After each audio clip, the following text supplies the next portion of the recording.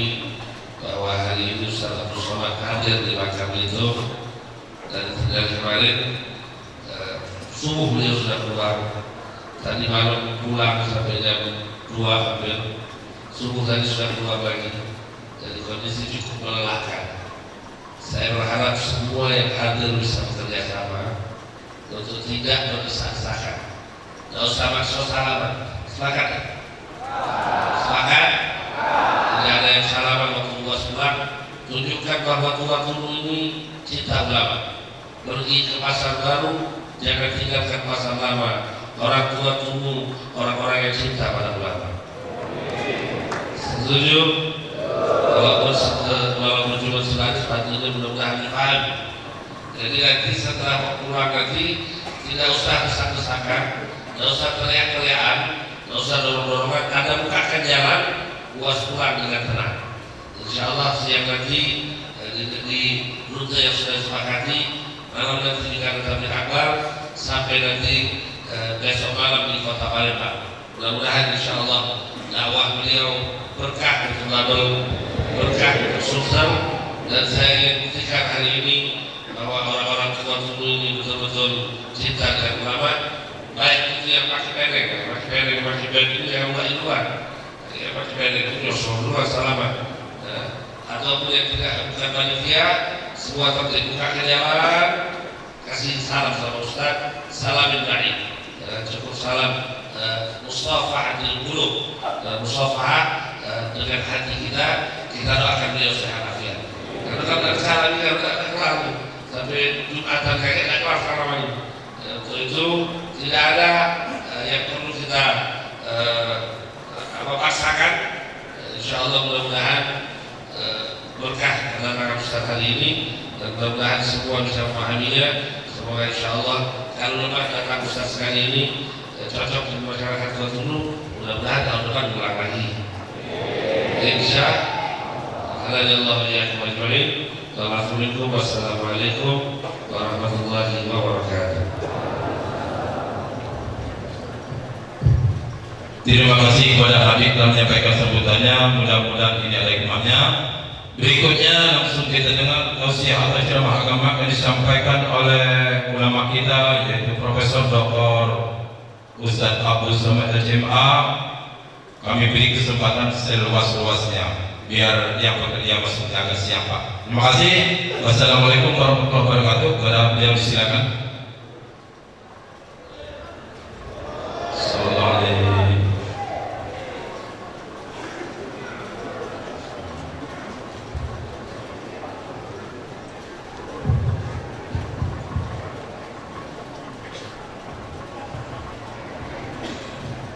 Assalamualaikum warahmatullahi wabarakatuh.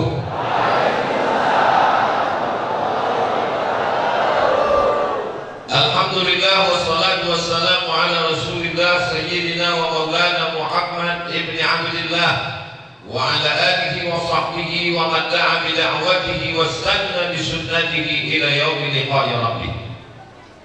Bapak-bapak, ibu-ibu, hadirin hadirat, muslimin muslimat, tak dapat disebut satu persatu, semuanya dimuliakan Allah Subhanahu wa ta'ala. Apalah agaknya rahasia bisa mengumpulkan umat Nabi Muhammad SAW sebanyak ini. Padahal ini adalah waktu subuh, waktunya paling enak tidur di bawah selimut. Berjalan aja pun susah mau masuk kemari, seperti Nabi Musa melewati Laut Merah. Ternyata kata Bapak Dr. Erzal Rasman Rohan, Ustadz Somad, inilah yang kelurahan di Kota Pangkal Pinang. Satu kelurahannya ada 3 pesantren besar. Jadi kalau mau masjid kita tetap ramai, maka pertahankanlah pesantren. Saya beberapa waktu lalu ketemu dengan bapak-bapak. Ustadz Somad, anak saya ini dipukul sudah, ditempeleng sudah, tapi tetap susah sholat. Tapi anak yang ini sholat. Jadi saya mau tahu rahasianya. Kenapa agaknya? Saya tanya. Sekolahnya yang ini pesantren, ini sekolah agama. Yang ini lupa kami memasukkannya dulu. Berdasarkan dari pengalaman hidup dan fakta nyata dilihat di depan mata, kalau mau anak-anak kita selamat, masjid tetap ramai, sholat subuh seperti sholat Jumat, ini bukan Jumat, ini Idul Fitri atau Idul Adha, maka kuncinya ada di pondok pesantren yang sudah mewakafkan tanah sehingga satu kelurahan bisa 3 pesantren, dan di atasnya adalah anak-anak santri yang sudah dididik, anak-anak soleh-solehah. Tak ada solehah, soleh semua. Yang solehah di belakang, maka tanah yang tidak mungkin dijual, tidak akan mungkin dibagikan kepada ahli waris, tidak mungkin digadaikan, adalah tanah yang diwakafkan untuk pesantren. Siapa yang sanggup menjaga anak kita dari mulai bangun tidur sampai tidur lagi malam, bangun jam 4 tahajud sampai zikir-zikir sholat subuh, setelah itu mengulangi hafalan Quran, masuk kelas sampai zuhur, dari zuhur masuk kelas sore sampai asar, habis itu olahraga badan tetap sehat, masuk maghrib ke isya murojaah mengulang hafal Quran, dari isya ke jam 10 malam baca kitab, baru malam istirahat full. Selamat dari narkoba, selamat dari pacaran, selamat dari LGBT, selamat dari cabut, selamat dari kenakalan remaja. Benteng terakhir umat Islam adalah pondok pesantren. Tapi yang namanya oknum tetap ada. Ini dibesar-besarkan untuk merusak citra pesantren, sehingga orang tua menjadi khawatir anaknya di pesantren, dikeluarkan dari pesantren, akhirnya hancur generasi ini. Jangan gara-gara nita setitik rusak susu sebelahnya untuk sekali. Jangan gara-gara hujan sehari hilang kemarau setahun. Jangan zalim, jangan aniaya. Jangan gara-gara satu semut menggigit satu batang pokok kayu dibakar rata, satu hutan dihancurkan. Ini penilaian. Ini lu bersikap adillah. Wa aqrabul taqwa. Dengan adil itu kita akan lebih dekat kepada takwa. Saya sampaikan dimanapun, kapanpun, kepada siapapun, karena kita semua sayang pada umat dan bangsa ini. Betul? Di tempat lain sekarang sudah bingung karena masyarakat tak lagi mau menghormati alim ulama, ustaz, para habaib. Di sini Habib Mahdi bin Syihab ngasih tahu, tolong jangan salaman sama Ustaz Somad, dia sudah hampir meninggal dunia kecapean. Tolong salamnya musafahatul qulub, hatinya saja.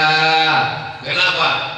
Karena anak-anak kita diajarkan mamin muslimaini, 2 orang yang taqiyani berjumpa wa yatasafahani, berjabat tangan, illa ghufira lahuma, maka diampunkan dosanya.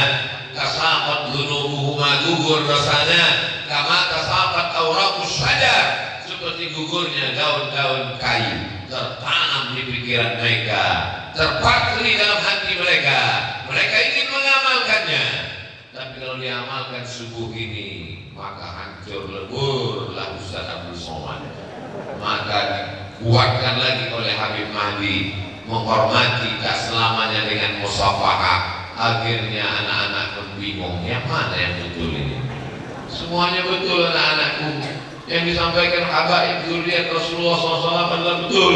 Tapi kita tengok situasi dan kondisinya. Jangan nanti gara-gara ini datang ulama, datang ustaz, datang habaib, tiba-tiba kalian tak peduli dari jauh aja. Pasti tanya, kok tak salaman nak? Cukup dari hati. Tengok dulu keadaannya. Bagaimana Sayyidina Zaid bin Thabit berterjemah Nabi, menghafal Quran, orang yang luar biasa. Sahabat Nabi Muhammad SAW mencium tangan Sayyidina Abdullah bin Abbas, padahal Zaid bin Thabit lebih tua. Dan kemudian Abdullah bin Abbas bertanya, kenapa kau cium tanganku wahai Zaid bin Thabit? Karena engkau kerabat keluarga Rasulullah sallallahu alaihi wasallam. Al-Fakir Abdul Somad berada di tengah para habaib. Banyak habaib yang dikirimkan Allah kepada negeri ini. Ini salah satu benteng Ahlus Sunnah wal Jamaah. Habaibnya ada, ulamanya ada, pesantrennya ada, hasilnya masjid tetap ramai. Membaca tasbih 100 kali. Mendengar tasbih 100 kali tadi agak lama hati saya, berarti saya terlambatnya tak terlalu lama. Saudara yang dimuliakan Allah SWT, tadi sebelum tausiah, pembacaan ikrar sekaligus pelantikan Dewan Masjid Indonesia. Masya Allah, tak bisa susunannya rapi karena tak ada tempat berbaris. Mungkin selama melantikan Dewan Masjid se-Indonesia baru tadilah yang kacau balau. Tapi di beberapa masjid pelantikan Dewan Masjid Indonesia rapi, sakit ada jemaah. Mana yang lebih bagus? Tidak jelas barisnya karena jamaah saking penuhnya, rapi karena jamaahnya tak ada. Kalau bagi saya lebih bagus yang tadi. Kenapa? Karena tujuan dari Dewan Masjid bukan pasukan tentara, Dewan Masjid bukan barisan polisi, Dewan Masjid bukan menteri yang mau dilantik. Dewan Masjid tugas utamanya adalah meramaikan masjid. Hebatnya masjid raya kita, belum dilantik masjidnya sudah ramai. Jamaah yang dimuliakan Allah SWT, di beberapa masjid saya lihat pengurus masjid, ketua, sekretaris, bendahara, pengawas semuanya kalau disusun cukup untuk sholat Jumat. Saking banyaknya. Tapi apa yang terjadi di masjid? Imam, khatib, makmum, pasukan inti. Itu yang cuma ada. Pasukan naturalisasi, pasukan cadangan, semuanya sudah lari sejak Idul Fitri. Bahkan ditulis baliho besar-besar di depan masjid, berita kehilangan. Jamaah sudah hilang sejak Idul Adha kemarin. Begitu habis pembagian kupon sampai sekarang belum dijumpai lagi. Tapi ternyata itu tidak terjadi di Pangkal Pinang. Abdul Somad melihat sendiri, menyaksikan sendiri, sampai bapak-bapak tak dapat tempat duduk di pintu. Masya Allah, tabarakallah. Begitulah mereka, sampai tangga-tangga dijadikan tempat duduk. Masya Allah, tabarakallah. Allahu Akbar. Keberhasilan tausiah bukan pada saat pengajian. Keberhasilan tausiah bisa dilihat subuh besok. Waktu Ustaz Somad datang ke masjid raya, Masya Allah, sampai selok Kamilang. Lihat subuh besok. Kalau terjadi perubahan, itulah hasil dari tausiah. Betul? Adapun yang sekarang ini adalah hasil dari didikan para habaib. Ini hasil dari pengajaran para alim ulama yang mereka tidak tampil ke depan, mereka tidak menampakkan wajahnya. Hasil pendidikan mereka. Inilah dia. Ini bukan jamaah Abu Somad. Ini adalah jamaah para habaib, para alim, para ulama yang ikhlas, yang tulus mengajar ke surau, ke langgar, musola, 2-3 orang. Hasil yang mereka tanam berputih, bertunas, berbuah. Setelah buahnya matang, dikutip oleh Abdul Somad, dipetik dari pohon yang rindang, dipoto, diupload ke Instagram, dan semua komen buah Abdul Somad, punya Abdul Somad. Padahal yang punya orang lain, Abdul Somad cuma menumpang mengetiknya saja. Jadi yang dapat nama Abdul Somad. Akhirnya pas nanti mau masuk surga, kata malaikat, Abdul Somad, mohon maaf, amal kau sudah habis karena dia. Tapi saya tetap tak putus asa. Boleh jadi saya tak masuk surga karena amal saya, karena tak cukup. Tapi saya masuk surga karena doa jamaah yang lebih dari 40 orang. Mereka yang tulus ikhlas, mereka datang berlelah-lelah, berletih-letih. Mereka tulus ikhlas bangun pagi-pagi sampai kemari, tak sempat masuk, duduk di belakang, tak dapat tempat duduk. Abdul Somad yang datang lambat disediakan, Masya Allah, sofa siapa dibawa kemari. Saudara yang dimuliakan Allah Subhanahu wa taala, kita pertahankan istiqomah sholat berjamaah ini berawal dari keterpaksaan, paksakan diri. Itulah mengapa 40 kali tak tinggal takbiratul ihram pertama diselamatkan hatinya dari kafir dan munafik. Siapa yang tak tinggal takbiratul ihram 40 hari, 40 kali, 40 hari apa 40 kali Pak Ustaz? 40 kali. Itulah mengapa kita pergi ke Masjid Nabawi, dibuatkan program khusus namanya Arba'in. Arba'in 40 kali takbiratul ihram tak tinggal, maka dicapkan ke dalam hatinya dia sudah kuat, maka insya Allah itu kita laksanakan. Tapi ingat, 40 kali menanamkannya baru tertanam. 2 kali ditinggalkan langsung mati. Menanamkannya lebih sulit, mematikannya lebih mudah. Benihnya dimasukkan ke tanah, disiram, dipupuk, bertunas, hijau, tumbuh. Tapi kumannya banyak, ada yang menggigit akarnya, ada yang memakan batangnya, ada yang memakan pucuknya, ada yang menggigit daunnya, kering, kerontang sebelum berbunga dan berbuah. Maka mesti dijaga terus. Kebetulan rumah dekat masjid, mikrofonnya pas ke jendela kamar, nikmat luar biasa. Saya pergi tausiah ke salah satu masjid, saya tengok di atas sudah tak ada lagi toa, tak ada lagi. Dia tanya, Pak Ketua Masjid, itu kenapa tak dipasang? Pak Ustaz, jamaah sekeliling ini sudah marah, mereka bawa golok, jangan lagi, hatinya ke dalam aja lagi dipasang. Padahal itulah yang membuat dia akan selamat dunia akhirat. Ayalah salat.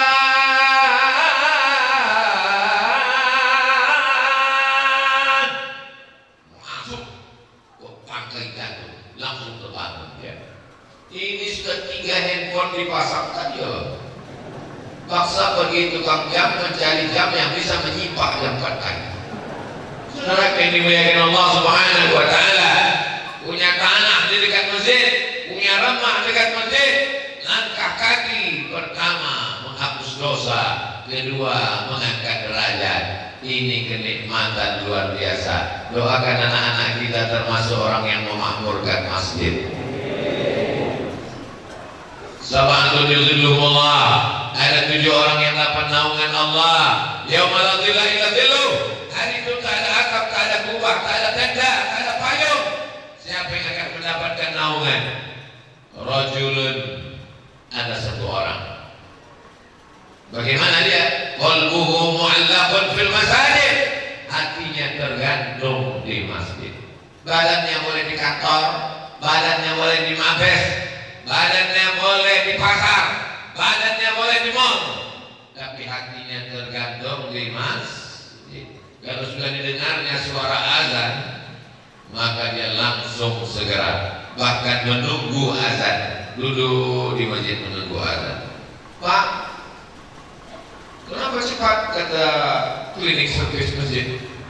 Saya mau sholat Jumat. Ini baru jam 11 Pak, rupanya salah setel jam. Saya bukan salah setel jam, saya mengamalkan sunnah Nabi Muhammad SAW, menunggu sholat. Kebanyakan orang sekarang sholat itu pula menunggu dia. Usolli fardhu zuhri 4 raka'atin adaan jam 2.55. Bukan main lagi wajahnya. Inna sholati wa nusuki wa mahyaya wa mamati lillah. Kata malaikat, kau serius apa bercanda? Jam 2.55 kau katakan hidupku matiku untuk Allah. Dalam atasanmu menelpon, datang besok jam 7 ya, siap. Jam 6.50 sudah standby, setengah 7 sudah datang. Tapi begitu panggilan Allah, hayya 'alas shalah, salat kita bro, waktu masih panjang. Itulah gunanya Allah membuat waktu itu panjang, supaya Islam ini mudah. Pandai pula dia berceramah. Ayyul amal ahabbu ilallah. Apa amal yang paling disukai Allah wahai Rasulullah sallallahu alaihi wasallam? As-salatu ala waqtiha. Salat awal waktu. Apalagi di masjid yang kita cintai ini, masya Allah tabarakallah. Apa tadi disampaikan? Subuh tadi membaca alif lam mim tanzil, sujud tilawah, ayatnya sajadah, sujudnya tilawah, bertasbih pula 100 kali. Dari mana datang hitungan-hitungan 100.000 ini? Wallahi kata Nabi, wallahi demi Allah, inilah astaghfiru ila rabbi wa atubu ilaih. Aku beristighfar, bertobat, minta ampun kepada Allah mi'ata marrah, 100 kali sehari semalam. Itulah dalil boleh membuat hitungan 100. Kenapa? Nabi sendiri menyebut 100. Lalu kalau ada orang yang sampai 1000, 2000, Nabi tak pernah membuat 1000. Siapa yang membuat 1000 berarti masuk neraka. Kalau tidak dibuat Nabi, bid'ah. Ada sahabat Nabi namanya Abu Hurairah, masuk Islam tahun ke-7. Hafalan hadisnya 5.000 sekian. Paling banyak di antara sahabat Nabi. Dia sebelum tidur malam mengambil tali. Ayah saya kasih contoh karena mikrofon ini tak bertali pula. Diambilnya tali, disimpulnya alfa uqdah, 2.000 simpul tali. Diambilnya tali, disimpulnya 2.000. Setelah 2.000 simpul sebelum tidur malam ditariknya 2.000 simpul itu. Subhanallah, subhanallah, subhanallah, subhanallah, subhanallah. Sahabat Nabi Abu Hurairah sebelum tidur malam bertasbih 2.000 kali. Karena belum ada tasbih sekarang, belum ada alat melubangi batu dan kayu, maka disimpulnya tadi. Riwayat ini ada dalam kitab Syiar A'lam An-Nubala yang ditulis oleh Imam Al-Zahabi, biografi orang-orang soleh dan pilihan dari sejak zaman Nabi sampai zaman Imam Al-Zahabi. Jadi kalau ada orang mengatakan kalau tidak dibuat Nabi bid'ah masuk neraka, maka Abu Hurairah pun masuk neraka karena membuat 2.000 simpul tadi, tak pernah disuruh, tak pernah dibuat, tak pernah diajarkan Nabi Muhammad sallallahu alaihi wasallam. Tak semudah itu membid'ahkan orang, guys. Orang belajar 40 tahun baru mendapat kaidah. Kalau bertentangan dengan Quran, bertentangan dengan hadis, bertentangan dengan qiyas, bertentangan dengan ijma, bertentangan dengan dalil, maka baru dia bid'ah. Ada perbuatan yang tak dibuat Nabi, tidak bertentangan dengan Quran, tidak bertentangan dengan sunnah, tidak bertentangan dengan qiyas, tidak bertentangan dengan ijma, maka dia adalah, kata Imam Syafi'i, yang membagi Imam Syafi'i, namanya bid'atu huda, namanya adalah bid'ah hasanah, dibagi oleh Imam Asy-Syafi'i, dijelaskan oleh Imam An-Nawawi, dilanjutkan oleh Imam Ibnu Hajar Al-Asqalani, dikuatkan lagi oleh Imam Jalaluddin Abdul Rahman As-Suyuti. Imam Syafi'i, Imam Nawawi, Imam Ibnu Hajar Al-Asqalani, Imam As-Suyuti. Itulah para imam ahli hadis, ahli fikih, dan imam ahli sunnah wal jamaah. Di mana umat Islam belajar ini? Di pesantren. Dulu masuk pesantren tak mau, baca kitab tak mau, mondok tak mau, ngaji tak mau, sibuk cari duit. Setelah dapat duit, punya rumah, nikah, baru mau ngaji. Baca kitab tak paham, mau belajar serius susah. Akhirnya datang pengajian. Judul pengajiannya 5 jari. Kalau tidak dibuat Nabi, bid'ah. Ajuan nanti boleh enak. Sudah yakin dimuliakan Allah Subhanahu wa Ta'ala. Orang di jalan sudah sibuk dengan macet, di kantor sudah sibuk dengan kerja, di rumah sudah sibuk dengan urusan rumah tangga. Dia ke masjid mau mencari ketenangan.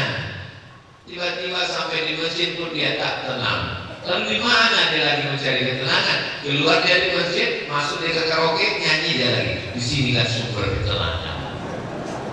Tapi kita insya Allah mendapatkan ketenangan di dalam masjid. Allahumma salli ala sayyidina Muhammad wa asli lil zalimin bi zalimin wa akhrijna min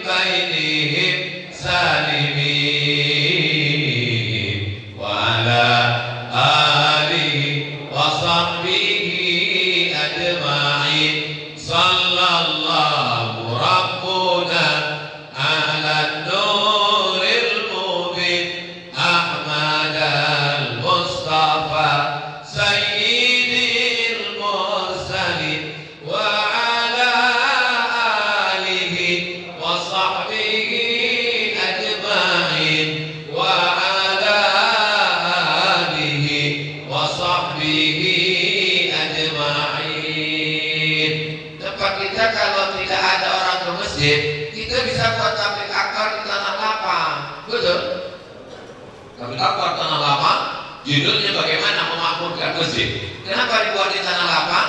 Ada orang-orang yang takut ke mengajian ke masjid. Ada orang yang model gitu takut, dia mau masjid aja takut. Kenapa? Jinnya kuat. Ada juga orang yang takut ke masjid karena trauma. Beberapa kawannya tobat 3 kali sembahyang mati.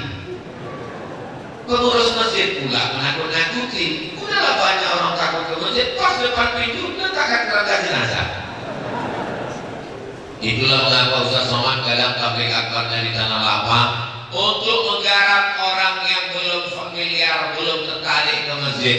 Dibuatlah tabligh akbar tanah lapang. Ke masjid, ke masjid, ke masjid. Akhirnya orang pun ramai ke masjid. Tapi di India tak bisa tabligh akbar. Karena di India Muslim itu minoritas. Kalau jumlah orang India itu 1 miliar, orang Muslim 300 juta, tapi yang 700 juta tetap tak Islam, minoritas, orang kecil. Makanya dari dulu teraniaya sampai hari ini, teraniaya, terzalimi. Maka mereka dakwahnya dari pintu ke pintu, rumah ke rumah. Assalamualaikum, waalaikumsalam. Kia hari Diki. Kia hari apa kabar? Diki artinya kabar baik. Saya kalau itu tahu. Kalau teh, cai. Kalau roti, roti cai, macam. Saya satu asrama sama kawan saya 3 orang. Satu dari Karachi, satu dari Chicago. Kami bertiga lah, saya dengan dia bertiga ini sama-sama tinggal di asrama di Maroko. Jadi kebetulan mereka duanya anak lama, saya anak baru. Datanglah saya bawa beras, panggil mereka, Abdul Somad, katanya. Iya, ente masih makan nasi? Iya, saya bilang, saya kalau tak makan nasi, lapar lah. Kata dia, kata yang dari Chicago sama dari Karachi, kami sudah lama tak makan nasi, Abdul Somad. Kita di Maroko ini mesti makan gandum, jangan lagi makan nasi. Ya, saya usahakan, saya bilang. Seminggu sesudah itu saya berdiri di atas asrama dari jendela, saya tengok mereka memikul beras. Saya kejar ke bawah. Kemarin ada ini saya bawa beras 1 kilo. Sekarang kau bawa karung. Kata dia, kita nih kalau tak makan nasi otak kita tak kerja. India, Pakistan, Bangladesh, Indonesia, Malaysia, Brunei Darussalam makan nasi semuanya. Jadi kita sama dengan mereka. Saya lama bersahabat dengan mereka. Orangnya baik-baik, masya Allah, tabarakallah. Tapi untuk tabligh akbar tak bisa. Maka datanglah seorang ulama namanya Maulana Ilyas. Maulana Ilyas ini risau dengan umat yang tak lagi ke masjid. Akhirnya dia diiktikaf di Taman Raudhah Masjid Nabawi. Ma baina baiti wa minbari, antara rumahku dan mimbarku. Ini mimbar Nabi, di sana rumah Nabi. Antara mimbarku dan rumahku, Raudhatun min riyadil jannah. Ada satu dari taman-taman surga. Akhirnya dia beriktikaf lama, mau mencari ilham bagaimana berdakwah yang cocok. Mau tabligh akbar tak bisa, mau ceramah tak bisa.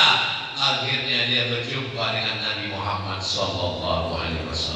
Kata Nabi, pesannya pendek saja.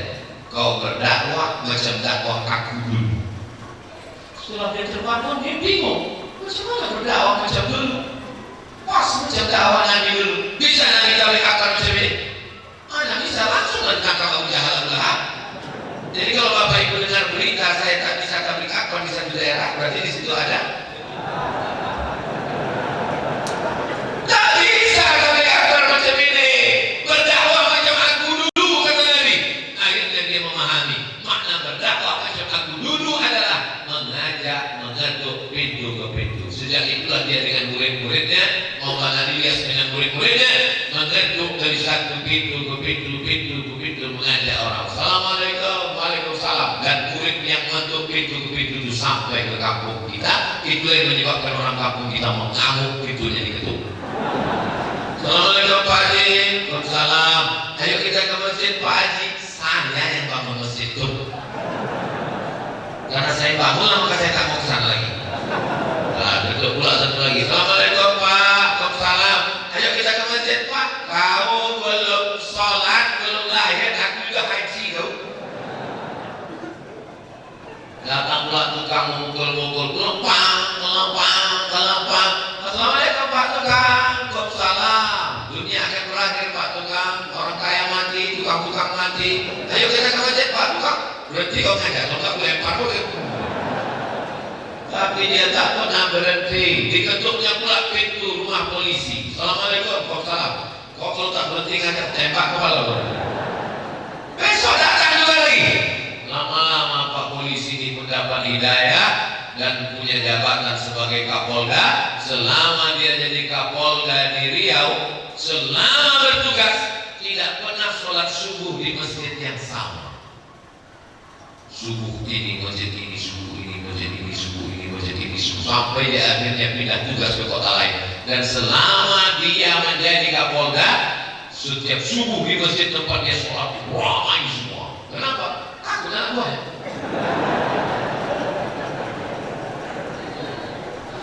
Dia menceramai orang yang belum ke masjid, menceramai di diskotik, di terminal, di tempat yang tak baik. Setelah mereka kumpul di masjid ramai, barulah protokol berdiri. Mari kita dengarkan tausiah yang akan disampaikan oleh Al-Karam Datuk Sri Lama Sejahtera Profesor Dr. Abdul Somad LCD SAP ditambah apa lagi. Disangka orang inilah yang dai itu, dai ilallah. Abdul Somad ini bukan dai. Dai itu mengajak orang dari jalan setan ke jalan Allah. Dai itu mengajak orang dari luar masjid ke masjid. Abdul Somad ini menceramai orang dalam masjid. Jelas? Paham? Kenapa tiba-tiba Ustaz ini cerita itu? Ada tadi saya dapat kertas. Ustaz, ada jamaah yang sering 40 hari, 4 bulan meninggalkan keluarga, apa hukumnya? Itulah cerita. Jadi Maulana Ilyas ini dari mana Pak Ustaz? Ada namanya Darul Ulum. Dar artinya rumah, ulum ilmu. Darul Ulum rumah ilmu. Semua ilmu di situ. Sekolah Darul Ulum ini letaknya di Dewan. Didirikan oleh seorang ulama namanya Maulana Qasim. Maka sampai hari ini yang menjaga sanad sampai ke Sahih Bukhari, sanad sampai ke Sahih Muslim, sanad sampai ke Sunan Abi Daud, sanad sampai ke Sunan Tirmizi, sanad sampai ke Sunan Nasai, sanad sampai ke Sunan Ibnu Majah, sanad sampai kepada Muwatta Malik, sanad sampai kepada Musnad Ahmad bin Hanbal, sanad sampai kepada Sunan Ad-Darimi. Yang masih istiqomah memegang sanad hadis adalah Darul Ulum Deoban. Kebetulan waktu saya ke Sudan, yang menyidang disertasi S3 saya, beliau orang Sudan, tapi mengambil sanad hadisnya dari Darul Ulum Deoban. Pendiri Darul Ulum tadi namanya Maulana Qasim. Salah satu murid Maulana Qasim, Maulana Ilyas. Maulana Ilyas inilah bersama para alim, para ulama berijtihad. Kalau diharapkan ulama, ustaz yang datang ke kampung, keluar kampung, hutan, bagaimana? Maka dicarilah orang-orang yang mampu. Ada mampu? Iya. Berapa hari bisa keluar? Setelah bermusyawarah dengan istri dan keluarga, anak-anak, ekonomi cukup mapan, saya 3 hari. Kamu? Saya sudah ini cukup insya Allah. Tak boleh lebih 4 bulan. Karena itulah batas kemampuan manusia untuk meninggalkan keluarga. Mereka ini bukan orang jahil, bukan orang bodoh. Belajar hadis, belajar fikih, belajar usul fikih, membaca kitab kuning, alim, bukan dihasilkan. Bahwa ada namanya oknum, ya. Tapi apakah karena satu oknum lalu kita generalisir semua orang? Tidak. Satu oknum yang berbuat, kenapa pula semua disalahkan? Kemarin saya ceramah ke daerah, di depan kan ada koler. Jadi kaca dibuka, saya dengar masyarakat sekeliling, buka jalan, sampo lewat. Kenapa pula semua polisi dikatakan sampo? Jadi memang kita terjebak pada generalisir, mengeneralisir. Ada satu orang kasus karena tak suka, lalu semua dikatakan salah. Semua orang bersorban salah, semua orang berjenggot salah, semua orang yang berdakwah salah. Kita tidak adil menilai orang. Berjenggot itu sesat. Nabi Muhammad SAW berjenggot. Bersorban sesat. Nabi Muhammad SAW bersorban. Ustaz kenapa tak berjenggot? Belum dulu. Saudara yang dimuliakan Allah SWT, bersiwak sesat. Nabi SAW bersiwak. Kalau tak sanggup melaksanakan sunnah, jangan ejek orang membuat sunnah Rasulullah Sallallahu Alaihi Wasallam. Saudara yang dimuliakan Allah, ini kadang mengejek. Walaupun sambil ketawa, aku bertengok kau sejak berjenggot ini siapa kambing berjenggot. Untung kawannya orangnya tak emosional. Orang kalau emosi bawaannya mau berantem, dia tak emosional. Dia lembut aja. Aku berjenggot kambing, kau tak berjenggot anjing. Saudara yang dimuliakan Allah Subhanahu wa Ta'ala, bagaimana kita mau berdamai ke masjid kalau kita tidak bisa mendamaikan dengan saudara kita? Tuhannya satu, qul huwallahu ahad. Nabinya satu, Muhammadur Rasulullah. Kiblatnya satu, fawalli wajhaka syatral masjidil haram. Tapi dalam masalah ibadah, masalah berpakaian, ada yang pakai celana panjang, ada yang pakai jubah, saya pakai sarung. Tak ada kami saling menyalahkan. Kalau yang pakai jubah menyalahkan yang bersarung, yang sarung menyalahkan yang bercelana panjang, yang ketawa yang berkolor. Selama menutup aurat. Dan saudara-saudara saya ini, masya Allah, tabarakallah, saya selalu madu dengan mereka. Kenapa? Mereka berdakwah lillahi ta'ala. Abdul Somad tausiah pakai balehu besar. Baru di Masjid Raya ini mereka pakai balehu. Abdul Somad tausiah disambut dengan panitia ramai. Padahal ini hanyalah syiar untuk menunjukkan kepada orang dalam dan orang luar. Orang dalam yang ragu-ragu, yang goyang-goyang, yang goncang-goncang imannya. Walaupun masjid besar, kalau jamaah cuma 2 orang, orang yang di dalam ini goyang juga. Jangan-jangan kita yang sesat. Memang dia goyang. Maka orang yang selamanya yang sudah tobat, yang sudah hijrah, menengok orang ramai, orang dalam menjadi kuat imannya. Amin. Syiar tabligh akbar ini apa gunanya dibuat untuk orang luar? Orang luar yang menjadi apa orang Islam itu? Masjidnya banyak, jamaahnya tak ada, habis-habisin anggaran aja. Tapi begitu ditengoknya, oh itulah makanya Idul Fitri, tanah lapang, Idul Adha, lapangan sepak bola. Kenapa Idul Fitri, Idul Adha disuruh? Karena untuk syiar, supaya orang-orang yang menggeser tanah, mempersulit urusan umat Islam tengok, umat Islam itu ternyata ramai juga kalau Idul Adha kan ada bagi-bagi daging kurban. Saudara yang dimuliakan Allah Subhanahu wa Ta'ala, mari kita ajak tetangga depan rumah yang belum ke masjid, tetangga samping rumah. Kalau kau memang gagah, kau perkasa, berokok, berpuasa, ajak orang depan rumah. Mulutmu akan ditanya di hadapan Allah, pernah tak mengajak orang sholat berjamaah ke masjid? Saya Pak Ustaz tak sanggup ngajak Pak Ustaz. Kalau tak sanggup, kirimkan aja video Ustaz Somad ke nomor grup-grup WhatsApp. Mudah-mudahan mereka terbuka pintu hatinya. Amin. Kalau sudah diajak, didoakan, didoakan, tak juga terbuka pintu hati, kita doakan terbuka pintu yang lain. Jangan, tak boleh. Nanti patah giginya berdarah, pelipisnya berdarah, keropak kayunya. Tetap dia doakan, Allahumma biqaumi fa innahum la ya'lamun. Berikanlah mereka hidayah ya Allah. Mereka buat salah karena tak tahu.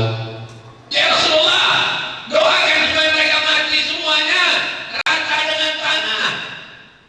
Lakum afla'an. Aku diutus Allah bukan menjadi tukang laknat. Aku diutus Allah, wa ma arsalnaka illa rahmatan. Saudaraku dimanapun berada, kalian yang belum mau sholat berjamaah ke masjid, kalau datang sahabat, tetangga, kawan sekantor mengajak kau ke masjid, dia bukan resek. Ya, sekarang banyak kalau diajak ke masjid, ayo kita ke masjid, urus aja surga, jangan urus neraka. Ditulis pula juga kurus surga, jangan kurus neraka. Dipakai sholat di masjid. Kawan di belakang nengok-nengok. Jemaah yang dimuliakan Allah Subhanahu wa taala, kalau ada orang nyuruh istri kita pakai jilbab, ngajak kita ke masjid, mereka bukan orang reseh, mereka bukan orang tak ada kerjaan. Mereka adalah orang yang tak mau masuk surga sendirian. Aku sebetulnya kalau mau kata Allah Ta'ala sesuai dengan janji Rasulullah masuk surga. Tapi kalau kau tak ada di sana, rasanya surga itu gak rame, Bo. Rasanya gak enak deh. Rasanya apapun panggilan brother, saudaraku, sedulur, ya adik, ya ukhti, itu adalah panggilan persaudaraan. Makanya kita katakan saudara-saudara sesatu, udara perut, saudara seperut. Kalau sudah seperut sayang. Kenapa saya bilang seperut? Saya, bapak, adik, abang, saudara, ibu, kita semua berasal dari satu perut. Perut siapa? Perut Hawa, istri Adam alaihissalam. Mau orang Jawa, orang Melayu, orang Sunda, orang Bugis, orang Banjar, orang Batak, semuanya berasal dari satu nenek moyang. Kita akan kembali menghadap Allah. Inna lillahi wa inna ilaihi. Inna awwala ma yuhasabu bihi al-'abdu yaumil qiyamah. Kalau kita menghadap Allah nanti, yang pertama dihisab, dihitung, dikira sholat.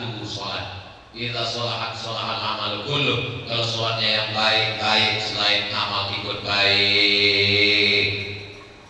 Bagaimana kalau di haji? Bagaimana kalau di sedekah? Bagaimana kalau di bangun masjid? Bagaimana kalau rajin puasa sunat? Wa ila fasadan, kalau sholatnya rusak, fasadan amal kullu. Amal yang lain ikut menjadi rusak. Dindingnya hancur, jendelanya pecah. Kenapa? Kubahnya roboh. Kenapa?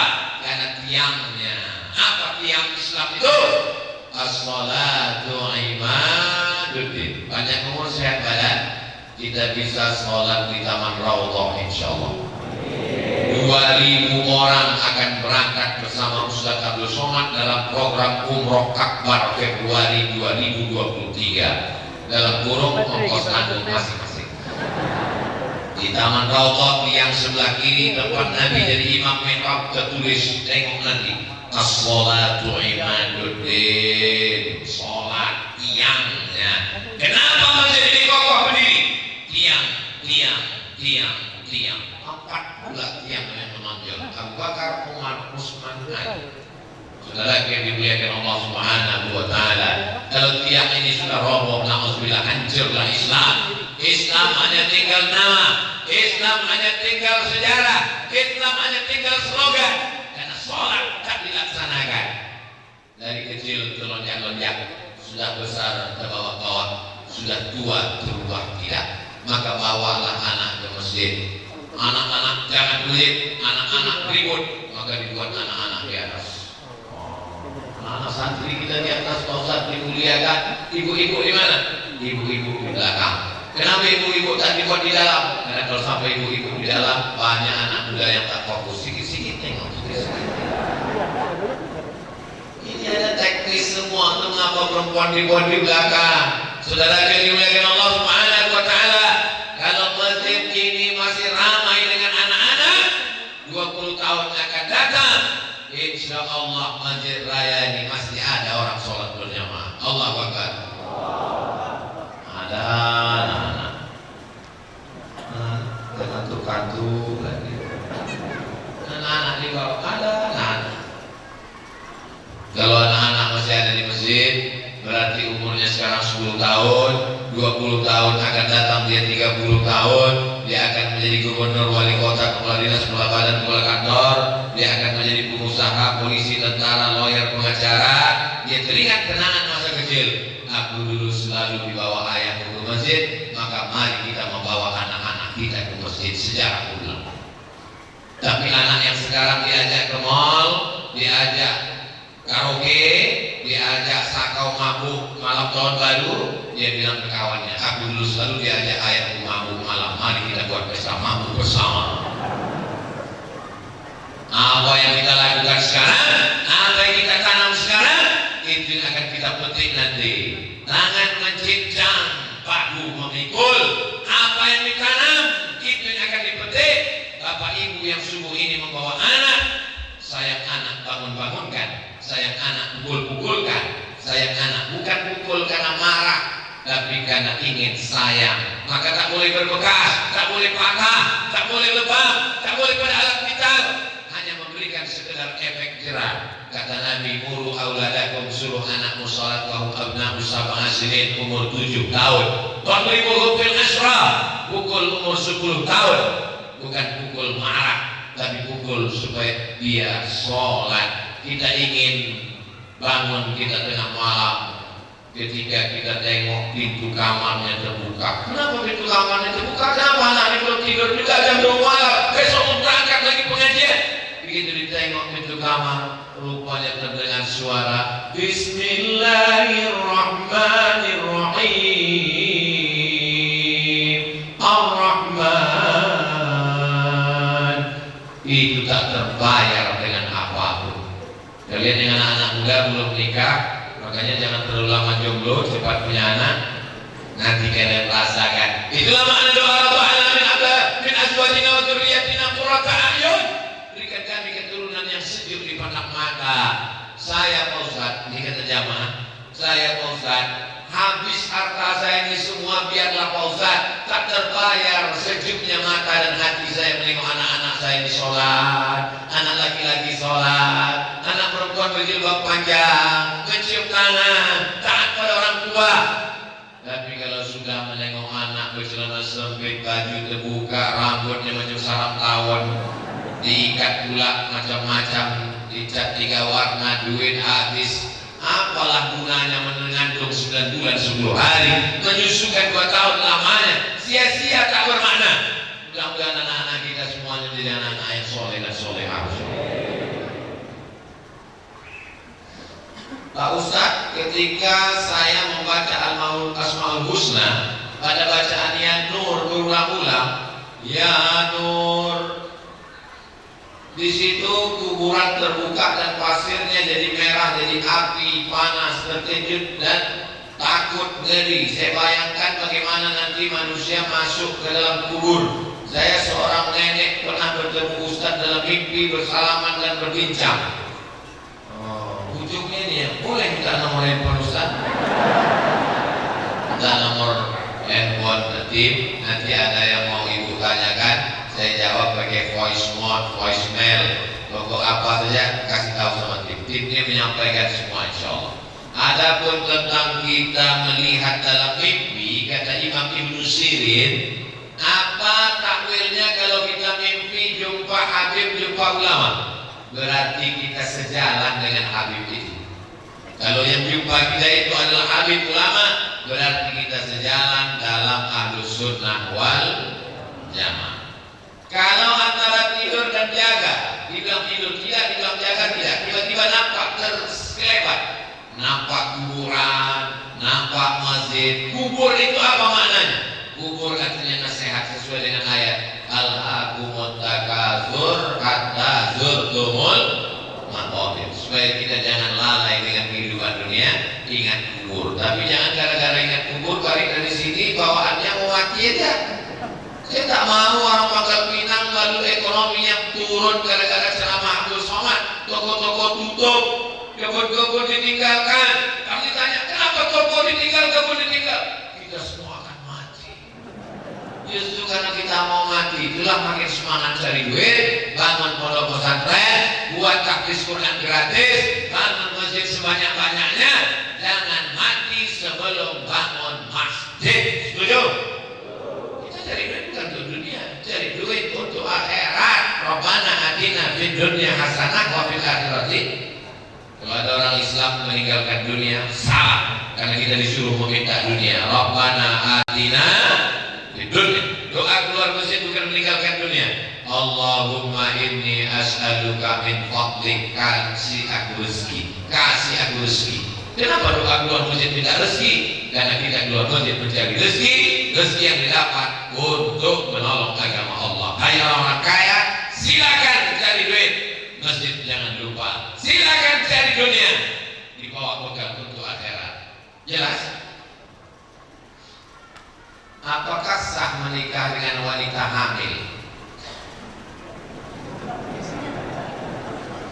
Dalam mazhab Syafi'i, perempuan yang sedang hamil menikah, nikahnya sah karena tidak masuk dalam perempuan yang dilarang untuk dinikahi. Karena kebetulan negara Kesatuan Republik Indonesia, kompilasi hukum Islamnya, undang-undang pernikahannya pakai mazhab Syafi'i. Itulah mengapa tidak ada Pak Tua yang bertanya waktu mau akad itu, kau hamil atau tidak? Jangan salahkan Pak Tua kalau ada perempuan hamil menikah. Ini Pak Tua salah. Pak Tua kenapa tak periksa? Itu tugas dokter kehamilan, bukan tugas aku. Dalam mazhab Syafi'i, perempuan hamil tidak menjadi penghalang pernikahan. Yang jadi masalah bukan nikahnya, yang jadi masalah setelah nikah lahir anak 4 konsekuensi. Yang pertama, anak itu tidak bisa dinisbatkan dengan si bapak ini, tidak bisa pakai bin. Kenapa? Kesalahannya apa? Karena mencoblos sebelum hari H. Yang kedua, kalau anak ini laki-laki, ternyata lahir laki-laki, sesudah itu lahir adiknya perempuan, dia tak bisa menjadi wali adiknya. Kenapa? Karena dia saudara seemak, tidak dianggap sebagai saudara saya. Tiga, kalau anak ini meninggal atau bapak ini meninggal, mereka tak saling mewarisi karena mereka tak ada hubungan nasab. Yang keempat, kalau seandainya anak dilahir perempuan, si bapak ini tak bisa mewalikan. Hai bapak-bapak yang dulu waktu kalian nikah, bini kalian hamil, nanti kalau masanya dia mau nikah, kalian pura-pura mencret. Walinya siapa? Wali hakim. Fasultan waliyun man la waliyalah. Wali hakim menjadi wali bagi perempuan yang tak punya wali. Jadi kalau ada perempuan hamil mau dinikahi, ingat 4 ini. Kalau tak sanggup, tak usah nikahi. Jangan nikah karena hanya menutup madu. Menutup madu lalu yang 4 ini, nanti pasti dia akan salah. Kalau sudah dinikahinya, lahir anak, pasti akan pakai binti dia karena mengurus akte kelahiran. Pasti nanti 25 tahun lagi kau terpaksa akan menikahkan anak itu pula. Nanti kalau meninggal kalian akan saling mewarisi. Salah pertama akan disusul 4 kesalahan. Jadi kalau terlanjur hamil, apa solusinya? Tak usah nikahkan. Manulah Pak Ustaz, kirim ke Bandung, ke Jakarta, ke Surabaya, carikan kos-kosan sampai anak itu lahir. Kalau ditanya orang, anak kau kemana? Sedang S2. Berani berbuat, berani bertanggung jawab. Kalian nikahkan, 4 konsekuensi di masa akan datang. Waspadalah. Kejahatan terjadi bukan karena ada niat dari pelakunya, tetapi karena ada kesempatan.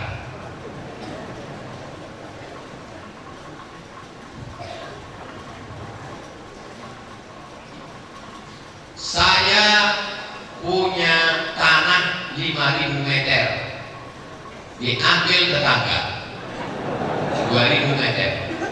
Pertanyaan saya, apakah tetangga saya berdosa? Ini bertanya bercurhat. Siapa yang menggeser sempadan tanah Hoida Shibrin sejengkal? Ini sempadan tanah digesernya sejengkal, puwita, maka nanti di antara lehernya akan dililit min sab'i aradin, 7 lapis tanah. Sejengkal 7 lapis tanah. Ini bukan sejengkal 2.000 meter. Siap-siap lah leher kau dililit 2.000 meter. Ini kan akhirat. Orang sekarang tak takut sama akhirat, malah nantang dia. Mana mereka? Man. Maka dalam Islam tidak hanya hukum akhirat, ada hukum di dunia. Kita tinggal di negara Kesatuan Republik Indonesia, negeri ini negara hukum. Lapor, buat BAP di Polda, Polres, Polsek, Polda kan tuntut ini di pengadilan supaya balik. Kalau ada orang mengambil tanah kita, mengambil harta kita, jangan diam. Kalau kita diam, berarti kita membiarkan dia makan haram. Anak bapak diganggu orang, biar aja lah tak apa-apa, saya ikhlas. Itu bodoh, gak ikhlas. Tanah kita diambil orang, jangan sampai dia makan haram, anak cucunya makan haram. Putuskan di pengadilan, bawa perkara supaya jangan sampai dia sampai hari kiamat makan haram, anak cucunya makan haram. Gara-gara apa? Gara-gara kita diam. As-sakitu 'anil haq syaitan akhras. Orang yang diam melihat kebenaran diinjak-injak berarti dia setan bisu. Sedang tanahmu aja diambil orang kau diam, apalagi tanah masjid. Tanahmu aja diambil orang kau diam, apalagi agama Allah dihina-hina. Yang pribadimu saja kau diam, apalagi kalau untuk umat. Jangan pernah diam. Saya seorang pendosa. Semua yang melakukan dosa, saya tidak pernah berdosa. Akankah taubat saya diterima Allah? Innallaha la yaghfiru an yushraka bihi. Allah tidak menerima dosa syirik. Wa yaghfiru ma duna dzalika liman yasha. Dosa selain syirik, berjudi, berzina, minum khamar diampunkan Allah Subhanahu wa taala. Sampai kapan? Innallaha yaqbalu taubatal 'abdi. Allah menerima taubat seorang hamba qabla an yugharghir, sebelum orang-orang. Kalau sudah orang-orang sakratul maut, tutup pintu taubat. Katanya 40 tahun tertutup Ustaz, tak ada. Pintu taubat tetap dibuka Allah Subhanahu wa taala. Mudah-mudahan kita semua diterima Allah taubatnya.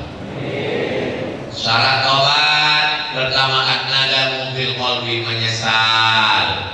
Setelah menyesal al-iqrar bil lisani, ucapkan dengan lidah. Astagfirullahaladzim, astagfirullahaladzim, astagfirullahaladzim, alladzi la ilaha illa huwal hayyul qayyum wa atubu ilaih. Yang ketiga al-idmar alla ya'uda ilaihi abadan, tekad kuat untuk tak balik kepada perbuatan dosa untuk selamanya. Paling bagus tata cara sholat, mandi taubat. Mandi dulu. Setelah mandi taubat, sholat sunat taubat 2 rakaat. Setelah itu wa asmihil hasanat sayyi'atal hasanat tatambuha. Yang dulu salah, dulu kaki langkahkan ke diskotik, sekarang kaki melangkah ke masjid.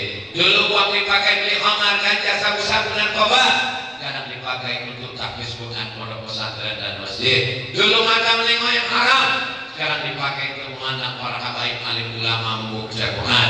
Dulu telinga dipakai mendengar musik, sekarang telinga dipakai mendengar sholawat. Dulu dipakai tangan buat maksiat, sekarang tangan mengusap kepala anak yatim. Orang yang bertaubat diterima Allah. Datanglah zaman Bani Israel, seorang pembunuh sudah membunuh 99 orang. Didatangi yang pendeta Bani Israel. Pendeta, ya, aku sudah membunuh 99 orang. Apakah Tuhan mengampuni dosaku? Kata pendeta Bani Israel, dosamu tidak terampuni. Ya, artinya bisa kalau begitu kau yang ke-100. Agama Islam membuka pintu taubat seluas-luasnya.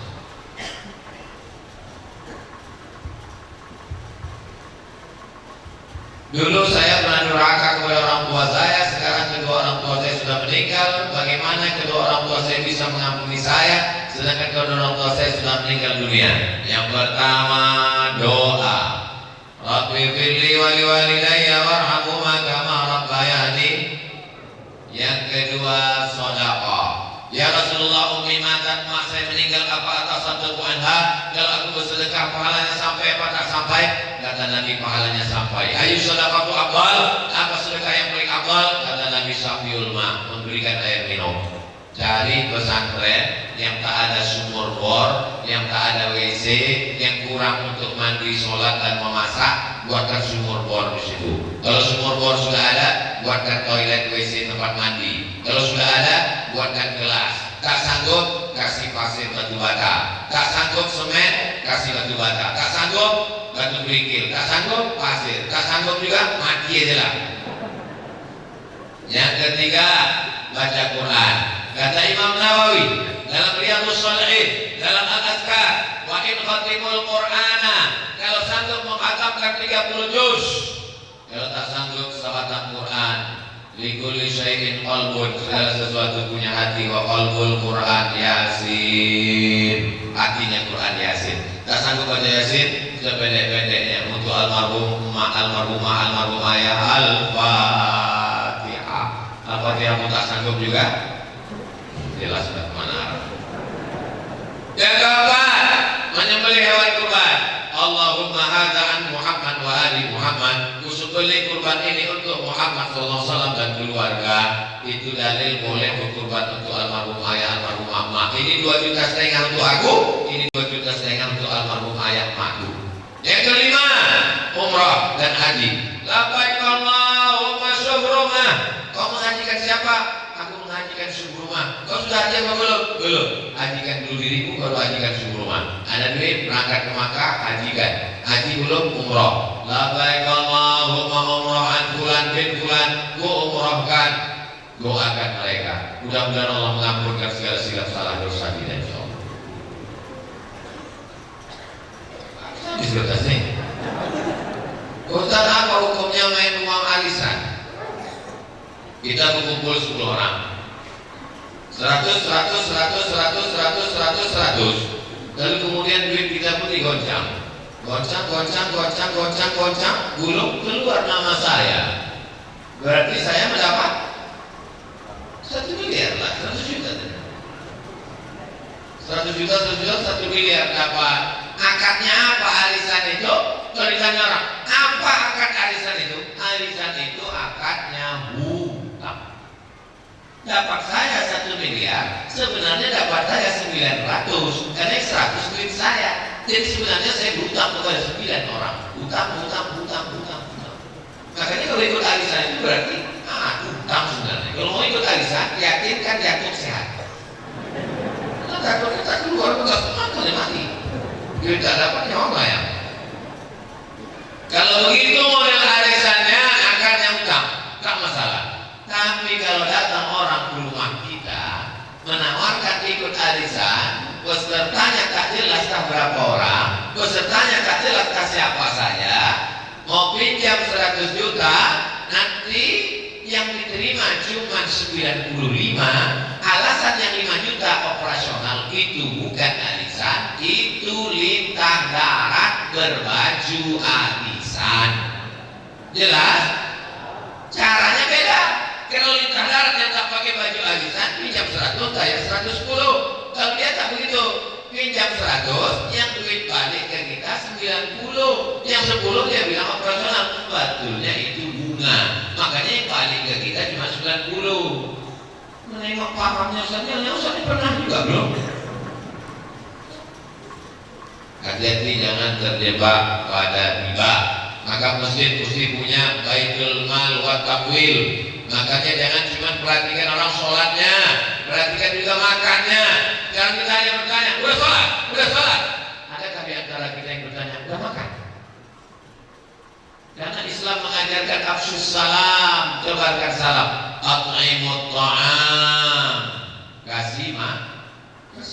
Kenapa usah tiba-tiba ingat makan? Belum makan. Itulah kaji kita pada subuh kali ini. Puncak dari pengajian adalah pada doa, karena doa di akhir majlis akan diaminkan oleh para malaikat. Mari kita aminkan doa Habib Mahdi bin Syihab. Mudah-mudahan segala keinginan kita dikabulkan Allah, keluarga kita sakinah mawaddah warahmah, dibukakan pintu rezeki barokah, anak-anak jadi penghafal Quran mujahid fisabilillah, istiqomah kita dalam iman dan Islam sampai mati, masuk ke surga bersama Rasulullah sallallahu alaihi wasallam. Al-Hadiniya Al-Fatihah. A'udzubillahi minasyaitonir rajim. Bismillahirrahmanirrahim. Alhamdulillahi rabbil alamin arrahmanir rahim maliki yaumiddin. Iyyaka na'budu wa iyyaka nasta'in. Ihdinas siratal mustaqim. Siratal ladzina an'amta 'alaihim ghairil maghdubi 'alaihim waladdallin.